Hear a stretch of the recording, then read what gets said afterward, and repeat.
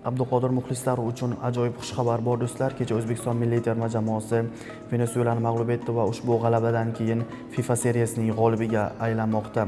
Ushbu chempionatning g'olibi O'zbekiston milliy terma jamoasi va kecha ushbu o'yin yakunlangandan keyin Abduqodirning jamoasi Manchester City O'zbekiston milliy terma jamoasi bilan Instagram ijtimoiy tarmog'ida oxirgi lahzani, ya'ni chempionlik lahzalarini videoni kollaboratsiya qildi va ushbu video ko'plab ko'rishlar soniga ega bo'ldi va ko'p kishi pozitiv fikrlarni bildirganini biz guvohi bo'ldik.